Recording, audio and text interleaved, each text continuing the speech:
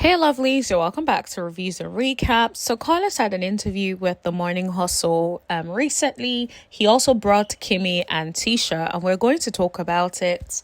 Carlos addresses a few different things, such as Melody leaving the show. He also addressed the whole Aryan, which I'm like, why are we talking about Aryan Curry? I already said that this feels like they're trying to bring her on the show and they're just gearing it and preparing the audience. So we're going to talk about that. We are also going to talk about the question, I believe the interviewer, what was the point of asking who they think Martell is better coupled up with, either Melody, Sheree, or Aryan? And I'm so shocked that that's even a question. Like, why are we asking such a question in 2025? But let's keep going. I also want to talk about some other things that I picked up from that. So make sure you watch until the end. And don't forget to like, share, hit that subscribe button if you haven't already. And turn on all your notifications so you know every single time I post or go live. Now let's get into it. So Carlos was asked how it feels to be on the show for 10 years and for it to be the number one show on OWN. Let's be clear. We say what we want about Love and Marriage Huntsville ratings and all, but still, compared to the amount of viewers that OWN gets, it's still the number one show. I hate to say it, but that's just what it is. But my thing is, why are they adding that it's keeping the lights on in the network? Okay, so take that as it may. Now, they asked Carlos what it feels to be walking into the 10th season and that they're missing a couple of people, one in particular, Melody Sheree. So Carlos basically said that the show has basically gotten to the point where the cast delivered, they're bringing in more content than usual, and when it comes to marriages, they're having tougher conversations and the children are chiming in. Here is the thing, I do feel like now that Melody is no longer on the show, these people are being forced to work harder. Do I think that they are showing a little bit more?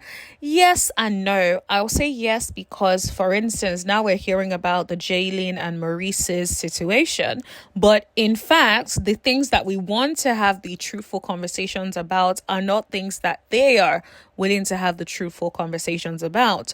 So it's like, that's why I say yes and no. To an extent, they're showing us something, but to an extent, the things that we actually want to know are not being addressed. So moving on, Carlos basically says the girls are girling and Letitia is checking everybody. I'm just like, please, if you think that you're about to make Letitia stepping to the position that Mel was in, that's not going to happen. She does not have the personality for that. It's just going to fall flat. Like, Tisha, girl, you're a beautiful woman, but I just don't see you in that star, it girl quality, all of that. Now, Tisha laughs and she chimes in that she's only trying to make everybody transparent this season because they talk a lot about that on the show. My thing is, I don't think you can make anybody transparent if you yourself are not transparent. It's easy to get transparency when it is mutual. I share and you feel comfortable enough to share because I am sharing. Not, I don't share my business and then I try to pull out your business. And that is why I feel like this show is going to struggle, because the castmates, genuinely, there's no one on the show in this season that is transparent, which makes it very difficult because in the past, what we had was Melody being the one that was transparent. Melody, and I'll say Martell as well, to an extent, were being the ones that were transparent, and then the rest were using them as their storyline and relying on them instead of them now bringing in their own transparency and what is going on in their lives and letting us all talk about it. So then the interviewer asked her how she controls the narrative about calling people out to be transparent and not being labeled a mean girl. She then said even her husband calls her a mean girl this season, but she doesn't think that she is. She says her thing is that if they can bring the heat to her, then she can give it right back to them. What I thought was interesting is she then made it seem like she is getting kept accountable by Marceau and she can't get away with anything and he's so hard on her. So my thing is, are you then transferring that hardness towards other people? You decided to be in that marriage. Nobody forced you. And I don't think it's right for you to then transfer you being hard because your husband is hard on you to other women. It just doesn't make any sense. But I guess we'll see, because it's one thing for Tisha to be acting like she's the one controlling the girls to then seeing that she ain't controlling ish. So we just have to watch and see. Now, for me, this is where the interview started to get more interesting. The folks decided they wanted to speak on Aryan. So apparently, this interviewer was talking about Martell and the person they call the side chick. And so, of course, Carlos responds and then says, oh, he doesn't think he ever called her that. This is my thing. It's given you are trying to prep. You don't want Aryan to come and empty out the clip.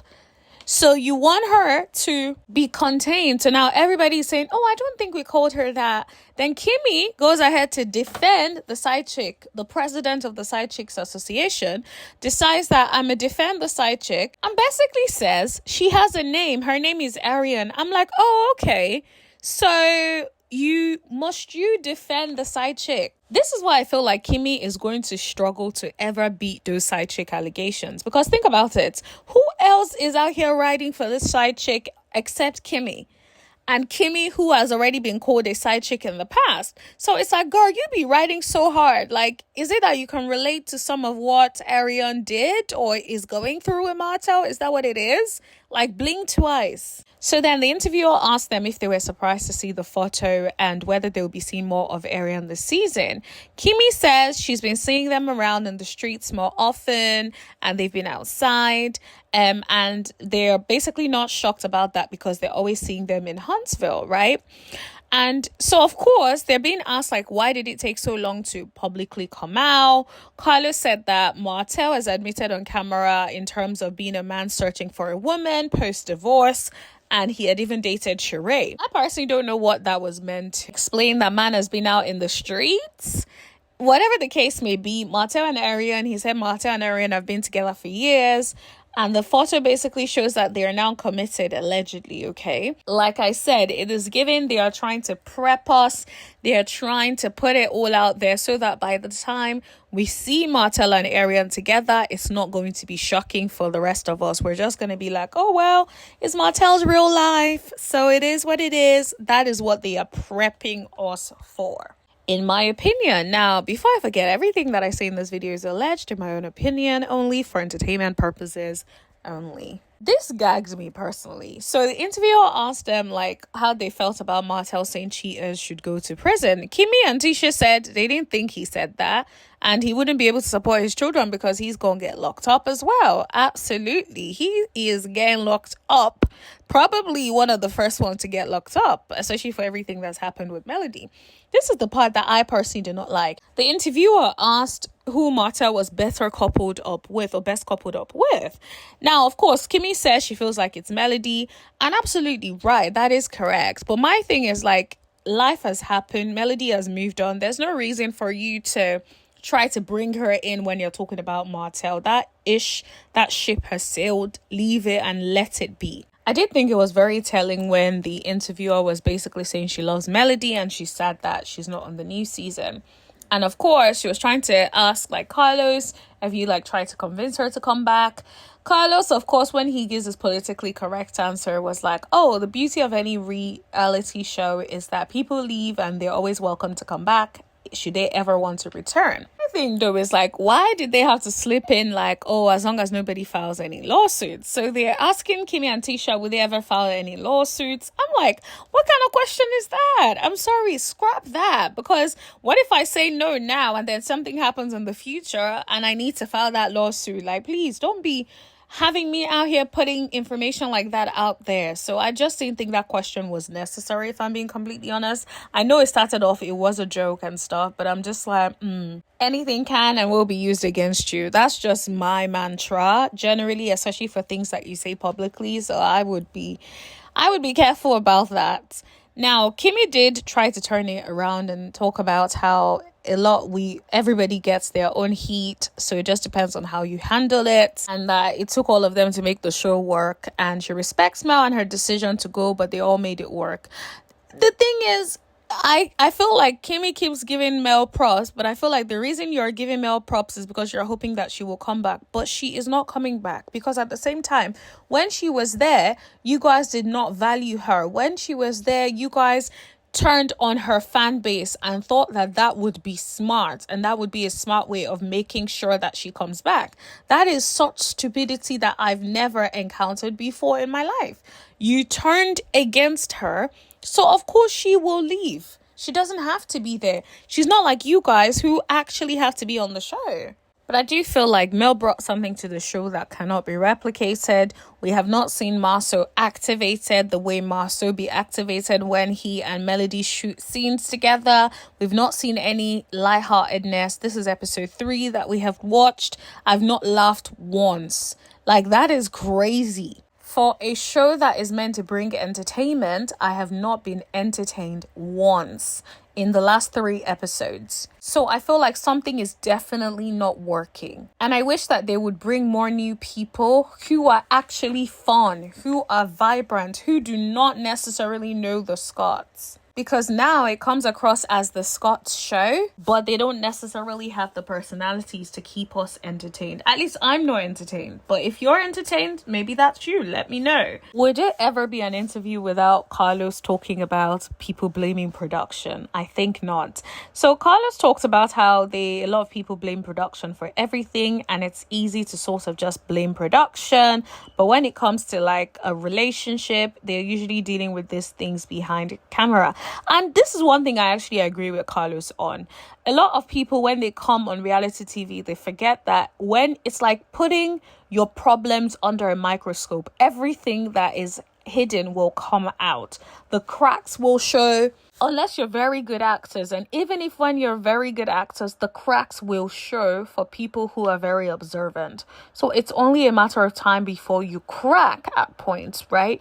So I feel like he is right about the fact that some people come on the show, they try to hide it, and then the audience picks up on it and realizes something ain't right.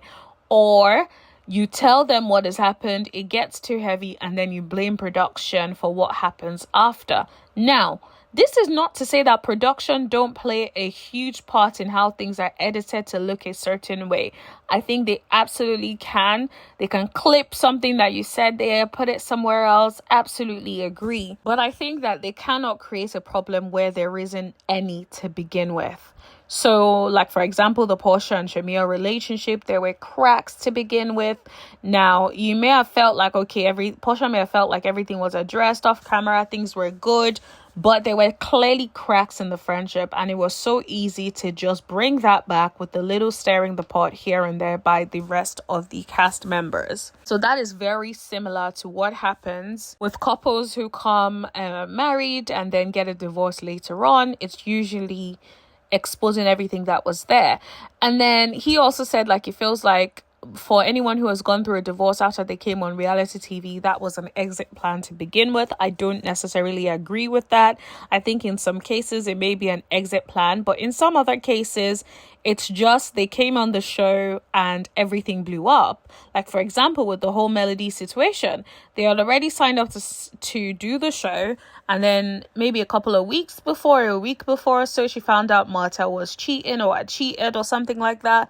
So at that point, you have already signed up. What are you supposed to do? So I just think, like, that doesn't necessarily mean that the show was an exit plan to begin with. It just means that sadly, things happened and now everyone has to go their separate ways. This is what I feel about like some of the questions that were asked. I'm just like, I feel like I could use a few more questions, but you know, it's not my interview, so what can I say? The interviewer asked Tisha and Kimmi about things getting heavy on camera and if they feel the pressure to turn up once the cameras get turned on. My thing is, nobody in their right mind would say yes to that question. This is just what I feel. Nobody in their right mind will say, oh yes, I do turn up for the camera. I do get a bit extra. This is reality TV. The whole point is like we want things to really seem normal, seem like this is what people normally do, not people absolutely turning up like, oh yes, I absolutely turn it up for the camera. So I don't know what that question was intended to resolve, but I just don't think that question works. That being said, Kimmi said she feels like there are some people who feel like that, but she does the opposite and tries to avoid turning up. But then she agrees that like whoever you are will still come out eventually. Tisha also chimes in and basically says that they usually do have castmates who turn up once the cameras get turned on. And then when she was asked, she said they will need to watch the show to know who exactly is being spoken about. My thing is, girl, say it with your chest. If you feel like it's Nell, say it's Nell. Like, all that, like, saying a little bit, and then later on, when you're asked about it, you run with your heel tucked in between your legs. Like, it's just very weird. Like, speak on it. And this is what I mean when I say I feel like these people can't say what they said and stand on it. And that is why the show is how the show is. Stand on how you truly feel. People resonate with that level of honesty and not just like a little bit here, a little bit there, right? So I would say that is definitely something that is missing. I think Carlos also shared something interesting. He was like, okay, he's thinking about a new show. And he was asked about like the show Love Island and whether he would do a replica of that for like Black people. He said he wants to do a show for the single cast members like from Bell Collective and Love and Marriage franchise. He then brings up Destiny, that he'll want to put all of them on an island together, then have the married couples be their mentor. I feel like this show, if that happens, will be shambolic, because can you imagine Tisha and Marceau giving advice about how to be a good couple when they can't even hack it? Or like Martell and Aryan basically giving advice to people on how to maintain a relationship.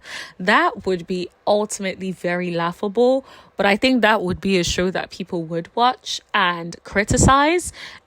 But it would be interesting to see if Carlos actually does that, and would it be a show that would be so negative versus a show that would bring some balance, where there are some actual fun experiences and it's actually the right people are the people that are being brought onto the show, and it's a fun watch, not a heavy watch, not a watch where everyone is just like, okay, what is going on? This is Love and Marriage 2.0, because people are tired of the Love and Marriage 2.0, which is why it's only doing okay in Huntsville and not doing the best and not even doing very well with the other franchises. So I just think Love and Marriage, will have to wait and see how things pan out after the season. Let's see if they're able to keep it together for this season.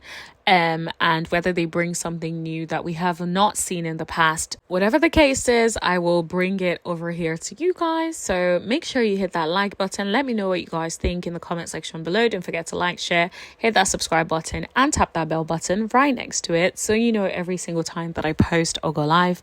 I'm curious to know what you guys think, so let me know in the comment section below, and we'll continue the conversation in the chat. Thank you. Bye.